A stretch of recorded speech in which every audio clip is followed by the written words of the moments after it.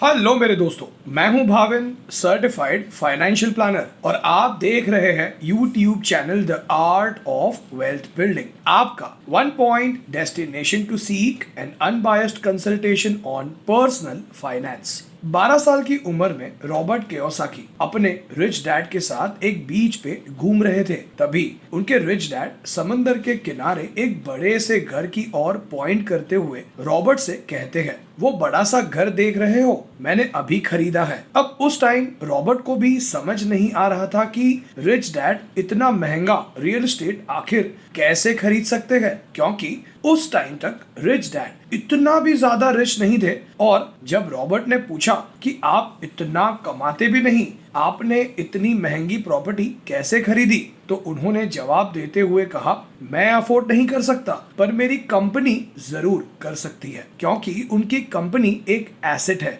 जिससे वो और ज्यादा एसेट्स खरीद सकते हैं। पर ज्यादातर लोग जिन्हें पता है कि एसेट्स बिल्ड करना कितना जरूरी है, पर उन्हें एसेट बिल्ड करने का सही तरीका नहीं पता है, जो है create assets that bye assets. जब आप एक ऐसा एसेट बिल्ड कर लेते हो जिससे एक पॉजिटिव कैश फ्लो जनरेट हो जाता है, अब आपको उस एसेट का यूज करके एक और एसेट बिल्ड करना है जो उस कैश फ्लो को और ज्यादा स्ट्रॉन्ग कर देगा। अब अपने दोनों एसेट्स का यूज करके एक तीसरा एसेट बिल्ड करो जो आपके कैश फ्लो को और बढ़ा देगा। और इसी तरह पैसों को कंपाउंड करने की जगह सबसे पहले एसेट्स को कंपाउंड करने पे फोकस करो। 500 रुपीज किसी स्टॉक में इन्वेस्ट करने की बजाय अगर आप पहले उन 500 रुपीज को एक अच्छी फाइनेंस की बुक खरीदने में इन्वेस्ट करो, तो वो 500 रुपीज आपको 50 करोड़ कमा के दे पाएंगे, जो उन 500 रुपीज से खरीदे स्टॉक से आपको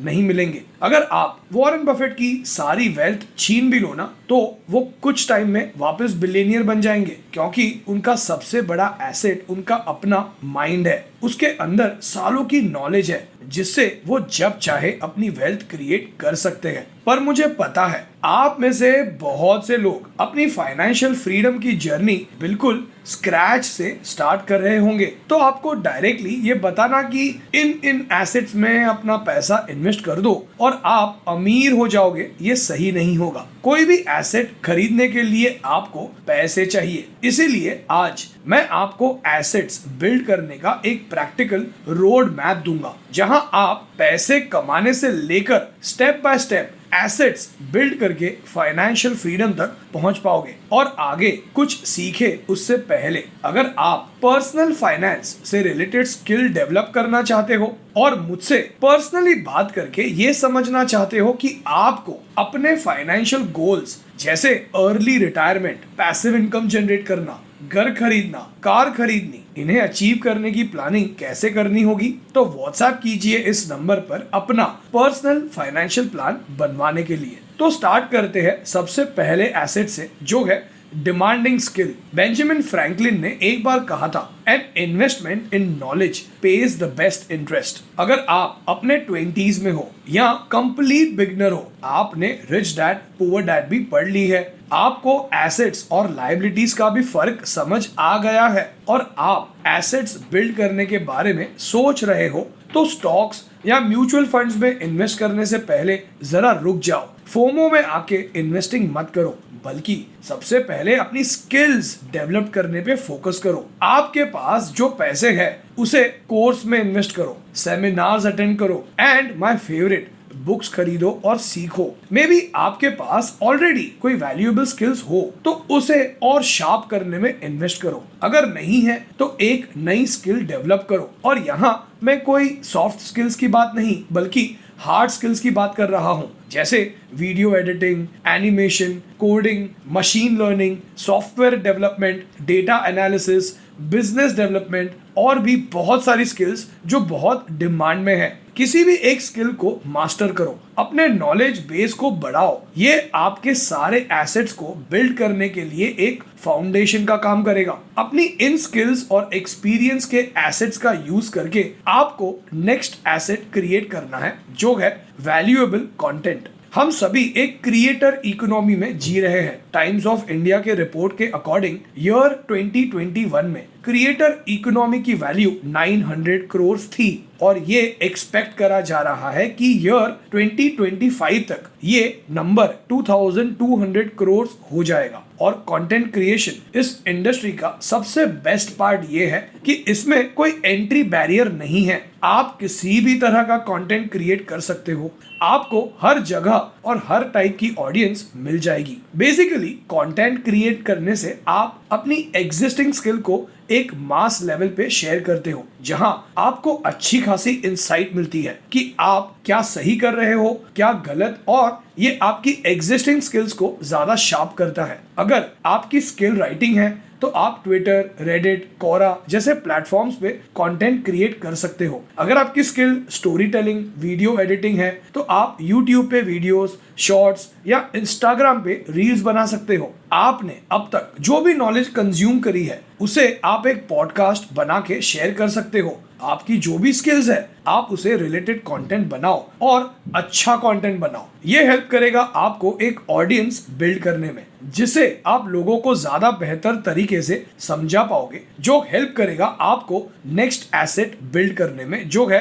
बिजनेस। एक बार जब आप अपनी स्किल्स डेवलप कर लो और उसे कंटेंट क्रिएट करने लगो तो उसके अराउंड एक बिजनेस बिल्ड करो। अगर आपको डिजिटल मार्केटिंग की स्किल्स आती है तो उस स्किल्स का यूज करके अपनी डिजिटल मार्केटिंग एजेंसी क्रिएट कर सकते हो। अगर आपको वीडियो एडिटिंग की स्किल आती है तो आप अपनी टीम बिल्ड करके और बड़े प्रोजेक्ट्स पे काम करवा सकते हो। या फिर आपने जो भी स्किल मास्टर करी है, आपने अब तक जो भी सीखा है उसका कोर्स बना के सेल कर सकते हो सकता है आपका कोई दोस्त जो कोई छोटा मोटा बिजनेस रन करता हो और आपको बिजनेस डेवलपमेंट की स्किल आती है, तो उसमें अपना पैसा, एक्सपीरियंस और स्किल्स इन्वेस्ट करके उसके प्रॉफिट्स के कुछ शेयर्स ले सकते हो। ये वो टाइम है जब आपको अपने एसेट जो कि है आपका बिजनेस, उस पे फुल कंट्रोल आ जाएगा और इससे आपका एडिशनल कैश फ्लो भी जनरेट हो जाएगा, जो आपको और एसेट्स एक्वायर करने में हेल्प करेगा। ये सब करने से आपको बिजनेस की अच्छी खासी अंडरस्टैंडिंग हो जाएगी, जो आपको इस नेक्स्ट एसेट को एक्वायर करने में बहुत हेल्प करेगी, जो है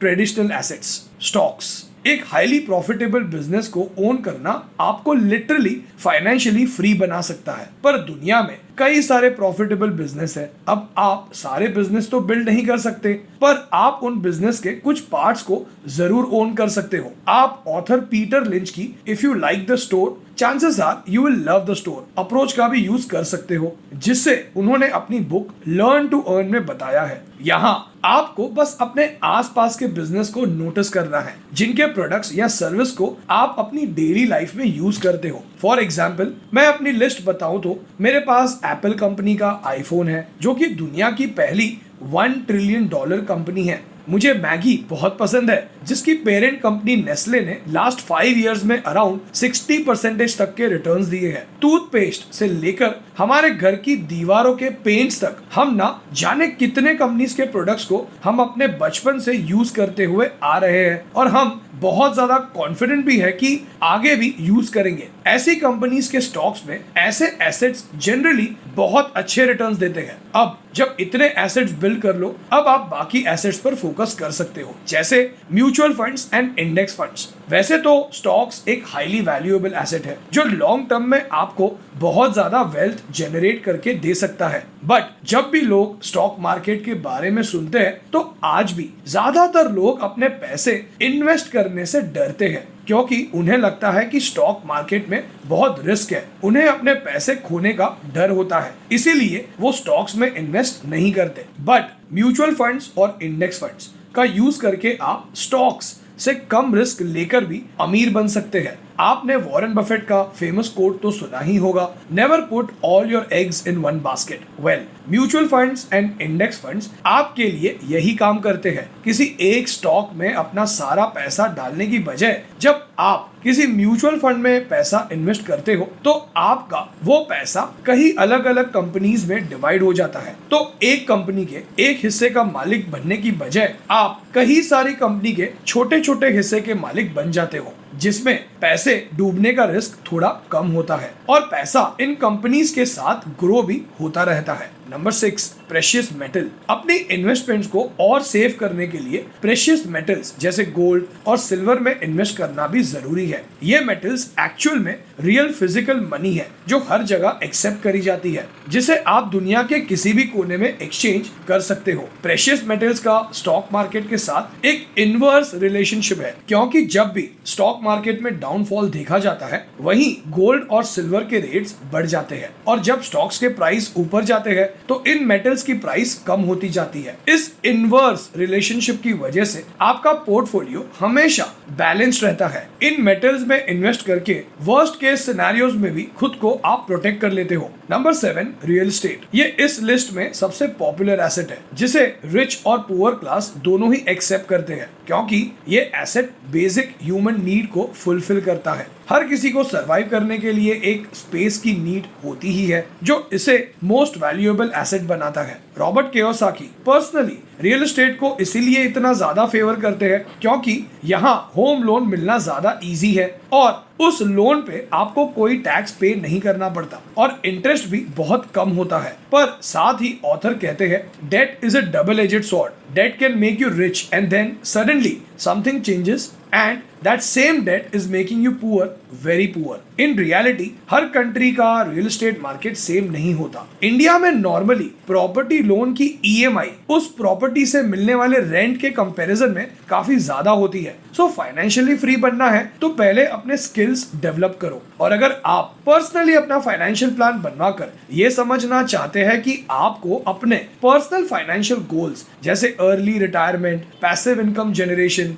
घर खरीदना, कार खरीदनी, वेकेशंस, इन गोल को अचीव करने के लिए क्या करना होगा, तो व्हाट्सएप कीजिए इस नंबर पर अपना पर्सनल फाइनेंशियल प्लान बनवाने के लिए। और इस वीडियो से कुछ सीखने मिला हो तो कमेंट करके मुझे मोटिवेट जरूर कीजिए और भी ऐसे वीडियोस को बनाने के लिए।